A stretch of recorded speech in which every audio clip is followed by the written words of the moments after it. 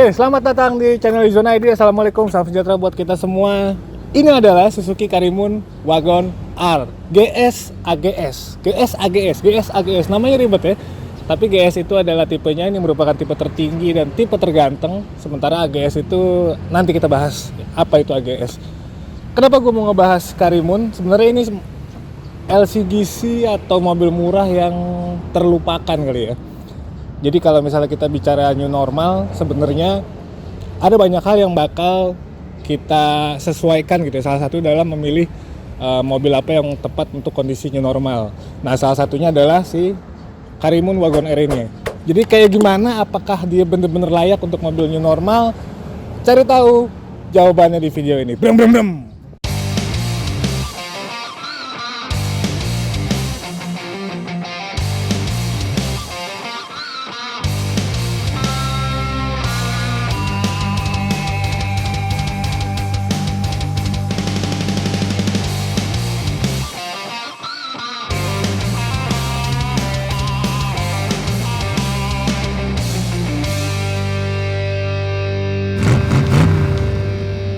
Oke, kita bahas soal tampilannya dulu. Jadi ini sebenarnya dia gaya-gayanya sih gaya-gaya kayak minivan Jepang ya. Terus kalau misalnya di Jepang tuh biasanya dibilangnya kei-car.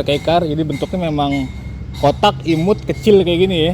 Cuma mungkin barangkali karena ini dia udah terkontaminasi sama selera India kali ya. Jadinya ya begini. Walaupun ini sebenarnya ya, yang model GS ini masuk tipe tertinggi dan paling ganteng sih untuk keluarga Karimun sih ya. Kita lihat depannya nih.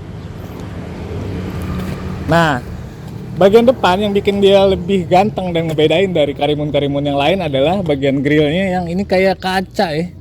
Mungkin mirip-mirip kayak akuarium. Ini dalamnya ada chrome, terus ini kayak ada semacam reflektor, dan ini ada lapisan kaca lagi. Ini keren sih, orang biasanya nggak kayak gini.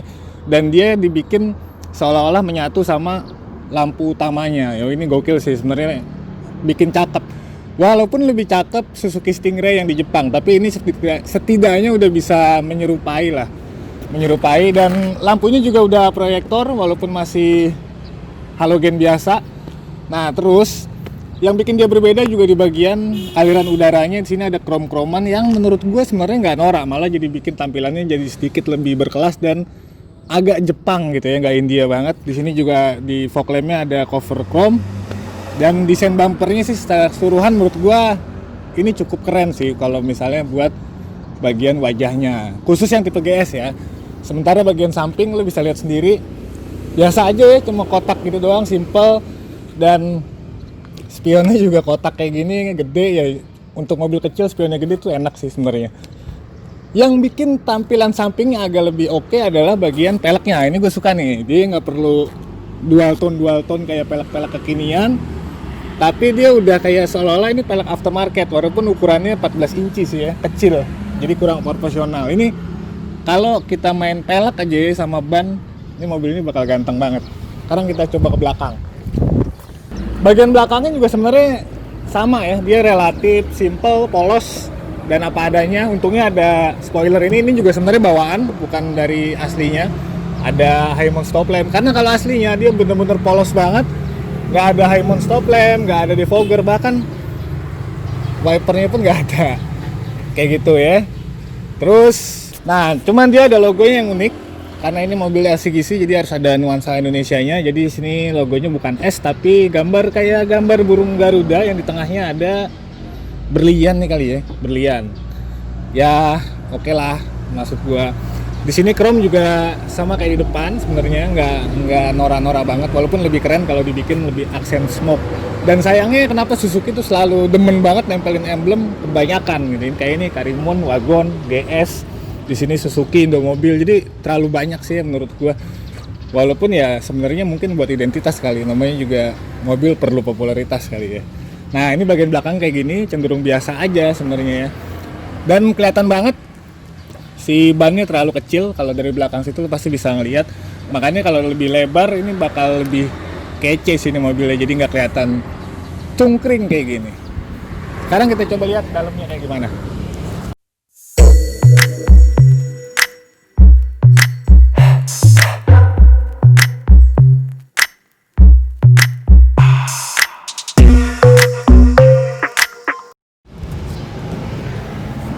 Nah, ini bagian dalaman kabinnya.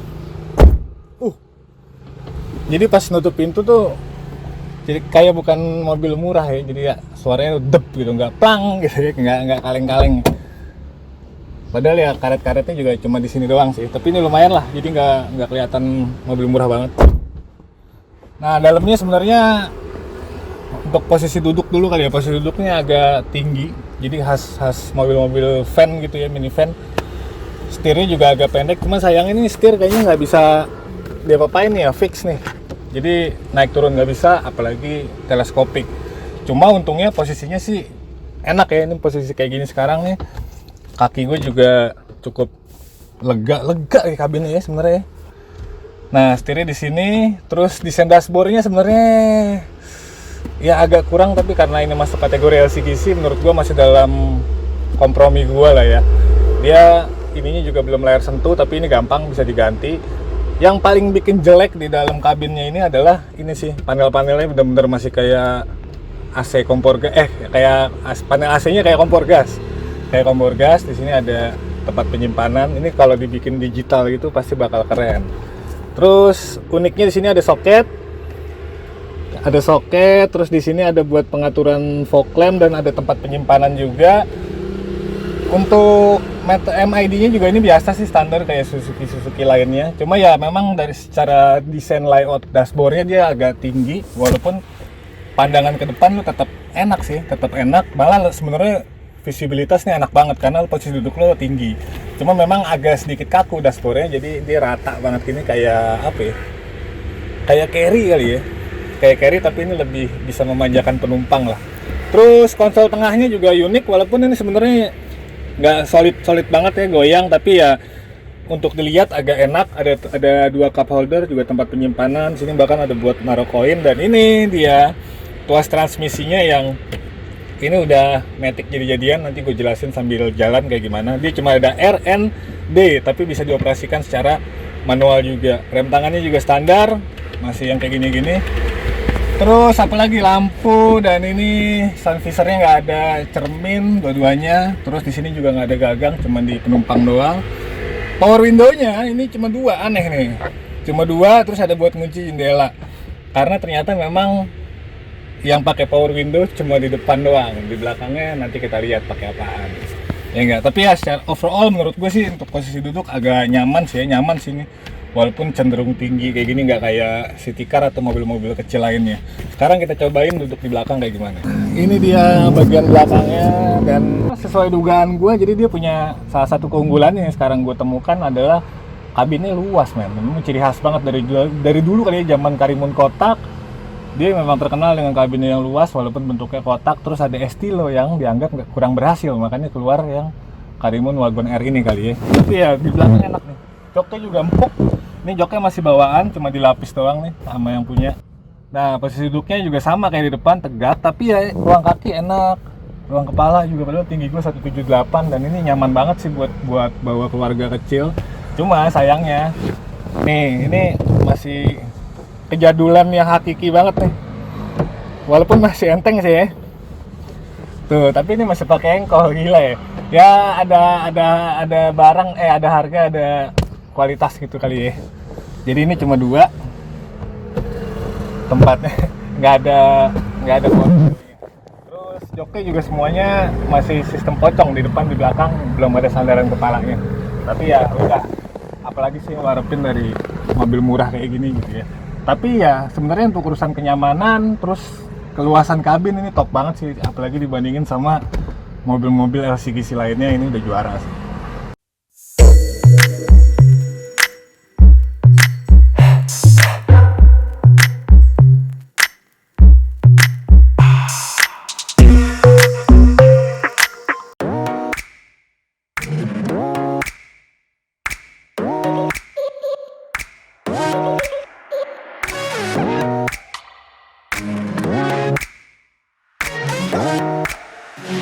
Oke, sekarang kita mulai cobain. Nah, tadi pas gue nyalain AC-nya juga masih dingin, oke ya. Cuma kalau misalnya kalian jeli, pertama kali dinyalain tuh biasanya ada getaran khas dari mesin 3 silinder, jadi masih berasa getarnya. Cuma ketika AC dinyalain itu agak berkurang lah. Tapi ya itu cuma karena karakteristik dari mesin 3 silinder itu. Nah tadi gue jelasin untuk maju ini sebenarnya dia transmisinya aneh ya.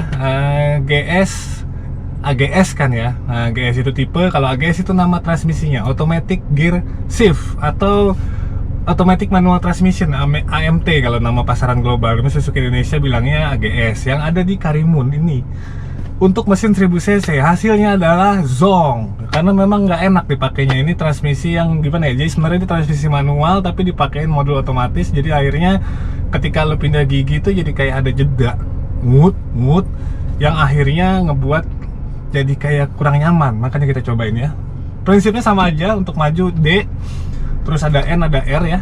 Nah jadi pas maju pun misalnya di D lo tinggal angkat kaki lo dari pedal rem, ini udah bisa langsung jalan kayak transmisi matic. Cuma bedanya dia nggak ada buat penahannya, jadi karena dia netral gitu ya. Netral bener-bener kayak mobil manual gitu, jadi dia bisa nyelonong ke bawah. Kalau matic kan bisa ada tekanannya ya, dia nggak ada netralnya gitu. Nah kalau ini ada. Transmisi ini memang murah dan bisa menghemat kos produksi, tapi ya memang untuk Indonesia kayaknya kurang cocok, kayak nggak enak dipakainya.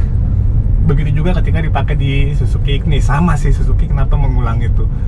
Sementara untuk mesinnya K10B itu termasuk mesin yang sebenarnya menurut gue legend dan durabilitasnya cukup teruji, udah banyak banget.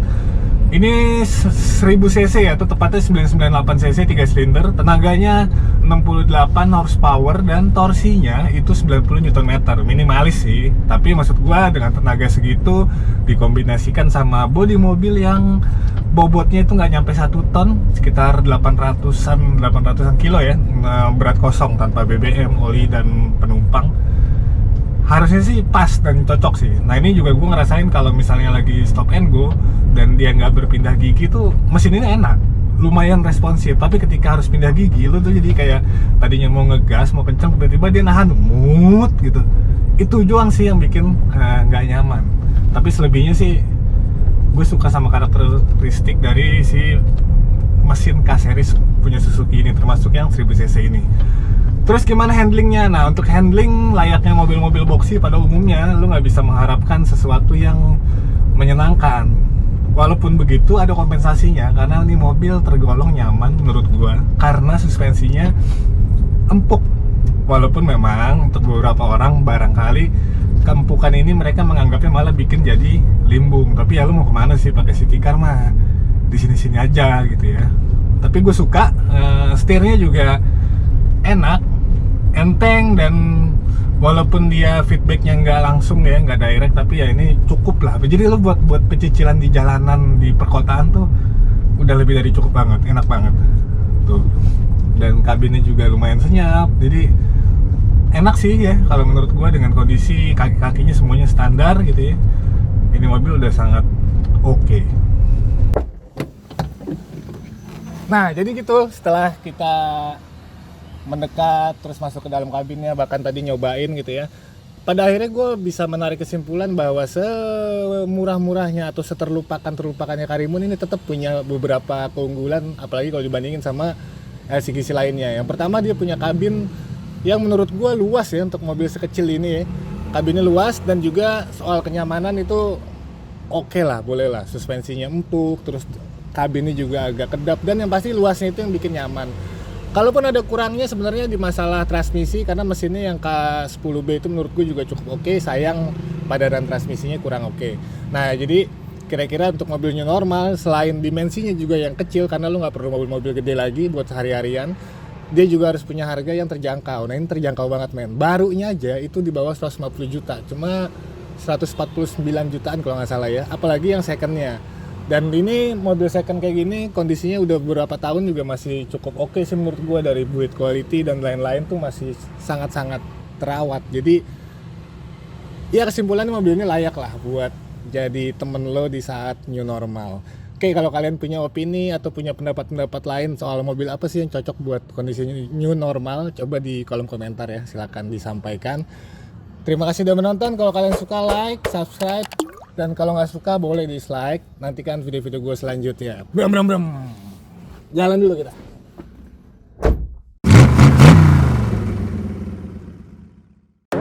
Oke.